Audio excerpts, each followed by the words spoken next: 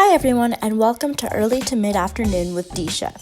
Today's episode is for a class project, so I'll also be doing a fun informational session to teach you all about the exciting world of batteries.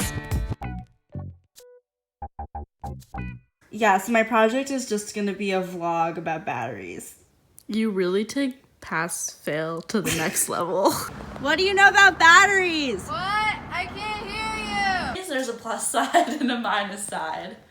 What do we know about what? Batteries. Batteries? This is not as fun as I thought it was going to be. I thought you were going to profile our lives or something. Put them in your calculator. Yeah. They're black and brown. Mrs. Kapadia, why are batteries important? I say it's a key item right now because the remote control is very important. It was very clear to me that none of my loved ones know or care much at all about batteries. Even my best friend Lewis had nothing to say on this topic. To find out what a battery is and why they're important, stick around until after this break. ETMAWD is brought to you in part by Megan Thee Stallion. You've heard of Hot Girl Summer. Now get ready for Megan's upcoming album, Hot Girl Quarantine. Megan raps about doing squats in her living room and her experience with online dating. Rated NE for not explicit.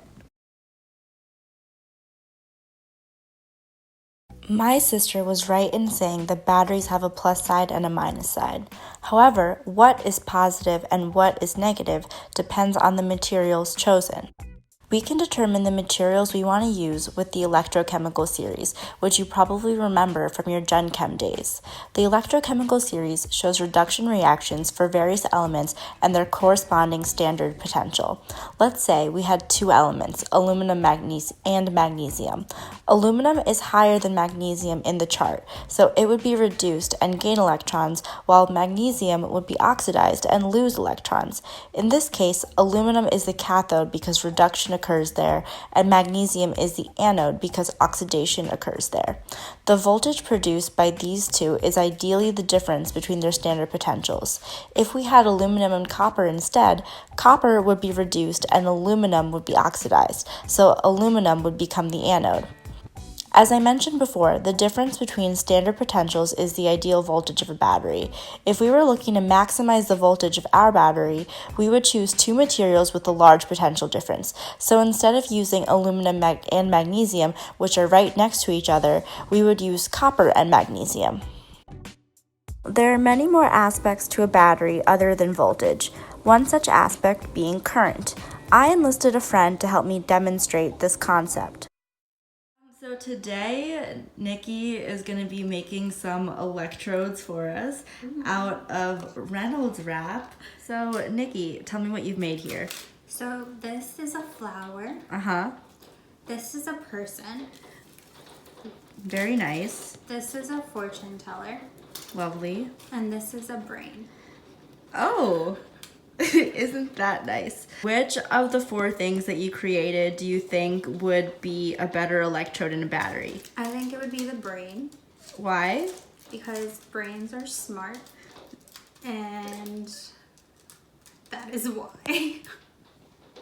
In reality, shape is important because we want to maximize current flow and therefore the power of our batteries. When you increase the surface area of your electrode, the current increases. This is because the reaction rate at the electrode-electrolyte interface is dependent on how easily the ions can interact with one another. So taking that into consideration, which do you think would have the highest one? This one? Yes. Yeah, so your fortune teller is the one that would probably be the best electrode. Pick a number. Any number. 4. 1, 2, 3, 4. Choose one. Okay. So it says that you're gonna have some bad luck and there's gonna be a virus and you're gonna be sent home. Before I did get sent home, my lab group did pretty much exactly what I had Nikki do. I made a fan just like this one, but out of copper.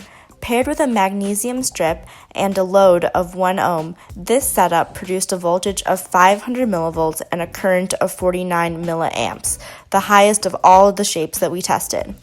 I showed earlier that this material combo would produce 2.71 volts, which is much larger than the voltages we found. Of course, no system is ideal. One reason for this could be that the internal resistance of our battery was very high, making the voltage that we saw significantly lower. Both our voltage and current readings fluctuated a lot and decreased relatively quickly, which could point to a high discharge rate. In order to provide more power to our system, we would have to put many batteries in series. But if we wanted the discharge rate to slow, we would want to put them in parallel to increase the capacitance. This power versus energy storage trade-off becomes important in real-world engineering scenarios, like with the calculator and remote control batteries Ashna and Ms. Kapadia mentioned earlier. In terms of relevance today, rechargeable batteries are where a lot of work is being done. One type of rechargeable battery you may have heard of is lithium-ion. They are used in electric vehicles and phones, among other applications. Many design considerations go into these batteries. They have to be compact, lightweight, last a long time, and most importantly, be safe. Along with these engineering problems, it is important to consider the implications of large-scale production. Most lithium comes from the salt flats in South America, which are typically arid regions. Yet, millions of gallons of water are required for this process. Cobalt has been called the blood diamond of batteries because of the inhumane conditions many miners face to supply this lithium-ion ingredient.